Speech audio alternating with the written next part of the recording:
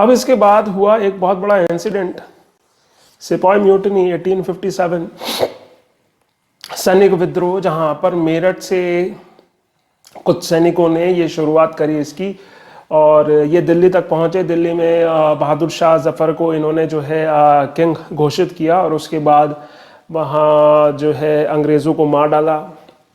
और इसमें कई लोगों ने पार्टिसिपेट किया, कई रूलर्स ने जो है पार्टिसिपेट किया, झांसी की रानी बेगम हजरत महल, बिजरश कादर, तो ऐसे तमाम लोग रहे। लेकिन ये रिवोल्ट जो है दबा दिया गया। अंग्रेज़ों ने एक बार फिर से अपने आप का कंट्रोल जो है वो इंडिया पर जमा लिया। और 1857 ये वो टाइम रहा जिसके लिए ईस्ट इंडिया कंपनी डर रही थी, जिसके लिए गवर्नर जनरल भी डर रहा था कि अभी कोई ऐसा टाइम नहीं है तो क्या पता कभी भी हमसे ये चीज़ें ले ली जाएं। और 1857 जो है इसी चीज़ का कारण बना, रीज़न बना। इसके बाद अब जब हम आगे बढ़ेंगे 1858 की तरफ, तो 1857 की बैकड्रॉप में रखते हुए नियम कानून बनाए जाएंगे। तो बात करें गवर्नमेंट ऑफ इंडिया एक्ट 1858 की, तो ये 1858 का एक्ट क्योंकि 1857 की बैकड्रॉप में बनाया गया था, तो ये ज्यादातर एडमिनिस्ट्रेशन से ही रिलेटेड था, गुड गवर्नमेंट से ही रिलेटेड था, ताकि ऐसा ना हो कि ये जो विद्रोह हमने देखा है ये फिर से हमें दोबारा देखने को मिल जाए।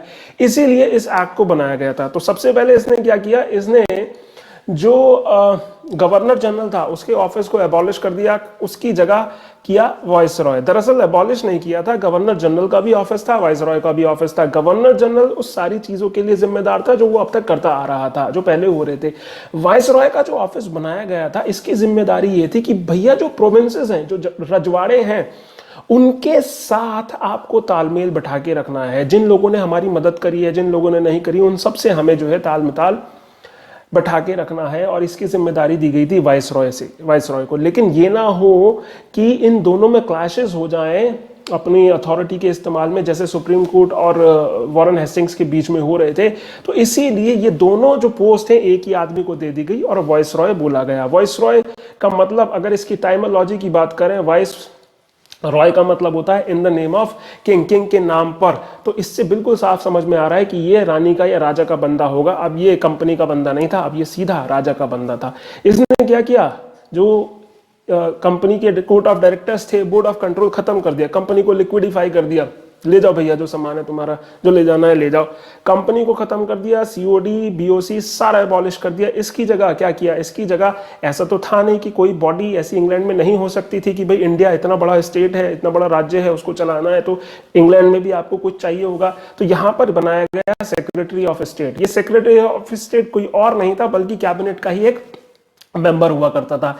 इसकी सहायता के लिए एक एडवाइजरी बोर्ड बनाया गया जो काउंसिल ऑफ इंडिया के नाम से मशहूर हुई, जिसमें 15 लोग थे। ये एडवाइजरी काउंसिल थी जो सेक्रेटरी ऑफ स्टेट को जो है नसीहत देती थी। सेक्रेटरी ऑफ स्टेट के पास ये पावर थी कि वो अपनी इस काउंसिल को दरकिनार कर एक सीक्रेट जो कम्युनिकेशन चैनल है वो इस्टेब्लिश कर सके गवर्नर जनरल ऑफ इंडिया के या वाइसरॉय ऑफ इंडिया के बीच में।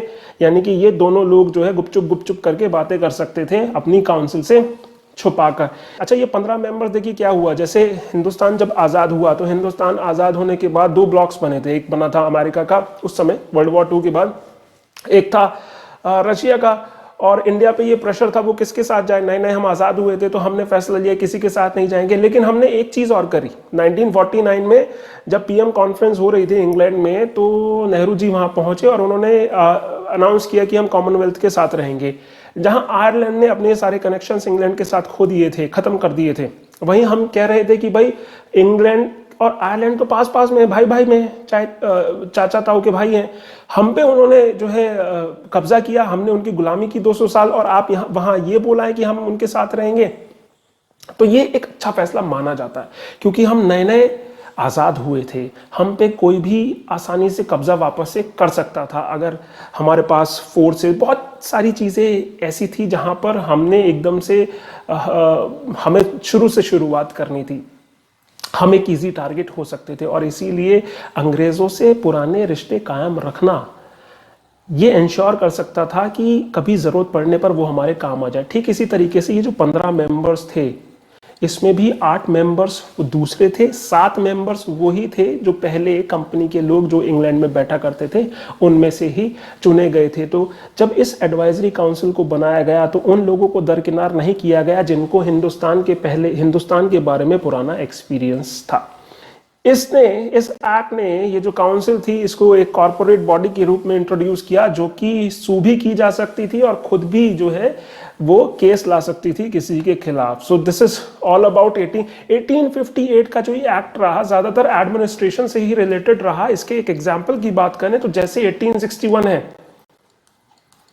जो हमारी पुलिस है उसका जो पुलिस एक्ट है 1861 में बना। इस पुलिस एक्ट की वजह से ही इस एक्ट से ही हमारे हिंदुस्तान की पुलिस आज भी चलाई जाती है, जहां किसी डिस्ट्रिक्ट में किसी रेंज में जो सबसे बड़ा अधिकारी होता है आईजी होता है, इंस्पेक्टर जनरल, उससे बड़े ऑफिसर्स होते हैं। लेकिन डिस्ट्रिक्ट की अगर बात कर रहे हैं, मंडल की अगर बात कर रहे हैं तो वहां पर इस एक्ट के हिसाब से आईजी जो है वो सबसे बड़ा अधिकारी हो जाता है। और ये 1858 ही रीजन रहा जहां अंग्रेजों को यह समझ में आया कि भैया आपसे पुलिस जो है वो स्टेट के कंट्रोल में होनी चाहिए। और इसीलिए 1861 में हम क्या देखेंगे कि जो पुलिस एक्ट बना उसमें पुलिस को स्टेट के अंडर में डाल दिया। जैसे हम देखेंगे कि भाई उत्तर प्रदेश की पुलिस की यूनिफॉर्म अलग है, दिल्ली की अलग है, क्योंकि ये अपने रेस्पेक्टिव स्टेट्स के अंडर में आती हैं। इसलिए कि 1858 दोबारा ना हो, स्टेट की पुलिस स्टेट के कंट्रोल में रहेगी, तुरंत से एक्शन ले पाएगी। Indian council act 1861। तो इस 1857 के रिवोल्ट ने ये इंश्योर किया कि भाई अब हिंदुस्तानियों का पार्टिसिपेशन जो है वो ज़रूरी है, बिना उनके पार्टिसिपेशन की चीज़ें नहीं चलाई जा सकती। कुछ लोगों ने सपोर्ट भी किया था 1857 में। तो इसीलिए इस चीज़ों को सुनिश्चित करने के लिए यहाँ पर ये 1861 का एक्ट बनाया गया, जहाँ पर सबसे पहले कुछ नॉन ऑफिशियल मेंबर्स को जो है नॉमिनेट किया जा सकता था गवर्नर जनरल द्वारा अपनी काउंसिल में। जहां हम देखते हैं कि जो बनारस या पटियाला के राजा हैं या जो दिनकर राव है, वहां पर उनको गवर्नर जनरल ने नॉमिनेट किया। इसके लिए कोई ऐसे ये नहीं था कि मैंडेटरी नहीं था, ये मैंडेटरी नहीं था गवर्नर जनरल के लिए। इसका क्रिटिसिज्म इसी बात पे हो रहा था, जहां हम अगला काउंसिल एक्ट देखेंगे वो क्यों बना। वो इसीलिए बना कि ये इसमें कोई स्पेसिफिक नंबर्स नहीं थे कि आपको इतने चुनने हैं, जो 6 लोग थे। और दूसरी बात कि ये भी नहीं था कि गवर्नर जनरल इंडियंस को ही चुने, या चुने भी या ना चुने। तो ये ऐसी चीज नहीं थी जो लिखी हुई थी। इसके साथ साथ जो बॉम्बे और मद्रास थी उसकी लेजिस्लेटिव पावर्स लौटा दी गई। तो जो सेंट्रलाइजेशन का दौर शुरू हुआ था 1773 से, उसके बाद जब पावर्स ले ली गई 1833 में, तो अब ये सिलसिला था ये यहाँ पर आकर समाप्त हुआ, खत्म हुआ। बॉम्बे और मद्रास की लेजिस्लेटिव पावर्स जो थी वो इनको वापस लौटा दी गई थी। इसके साथ साथ लेजिस्लेटिव काउंसिल जो है वो बंगाल में, नॉर्थ वेस्ट प्रोविंसेस में, पंजाब में, यहाँ पर जो है लेजिस्लेटिव काउंसिल जो है उसके बारे में इस एक्ट ने बोला 1861 के एक्ट में। और साथ ही साथ इसने बोला रूल्स और पोर्टफोलियो सिस्टम के बारे में, जहाँ पर गवर्नर जनरल के अपने लोगों को, अपने काउंसिल के लोगों को काम सौंप सकता था ट्रांजैक्शन ऑफ बिजनेस के लिए और काम के बेहतरी के लिए, काम अच्छे से हो। और जहां ये लोग जिम्मेदार हो सकते थे कि भाई सारा फैसला खुद से लें। जैसे आज भी हमारा कॉन्स्टिट्यूशन इस तरीके की बात बोलता है कि भाई जो प्रेसिडेंट है वो काम को बांट सकता है मिनिस्टर में, जिस तरीके से होता है कि भाई पॉल्यूशन एनवायरनमेंट मिनिस्टर अलग है, होम मिनिस्टर अलग है, डिफेंस मिनिस्टर अलग है, इस तरीके से ही। और होम मिनिस्टर के लिए रिस्पॉन्सिबल है, डिफेंस के लिए रिस्पॉन्सिबल है, और अपने डिपार्टमेंट में फैसले लेने के लिए भी रिस्पॉन्सिबल है। ये सिस्टम हमें यहाँ देखने को मिलता है, जहाँ लॉर्ड कैनिंग ने जो है, जो कि पहला वाइसरॉय था लॉर्ड कैनिंग, उसने जो है पोर्टफोलियो सिस्टम ये इंट्रोड्यूस किया, जहां आदमी फैसले अपने डिपार्टमेंट की तरफ से खुद ले सकता था। और यहां पर एक और चीज जोड़ी गई, गवर्नर जनरल को ऑर्डिनेंस बनाने की पावर दी गई कि अगर कुछ इमरजेंसी सिचुएशंस होंगी तो गवर्नर जनरल जो है वो ऑर्डिनेंस बना पाएगा, जो मैक्सिमम 6 महीने तक चलेगा। ये देखिए, हम ट्रेस कर रहे हैं अपने कॉन्स्टिट्यूशन को कि कॉन्स्टिट्यूशन की हिस्ट्री क्या रही। इसमें बहुत सारे प्रोविजंस हैं, मैं बहुत हद तक कोशिश कर रहा हूं कि हम बुक से बाहर ना जाए, लेकिन बहुत सारी चीजें हैं बताने के लिए।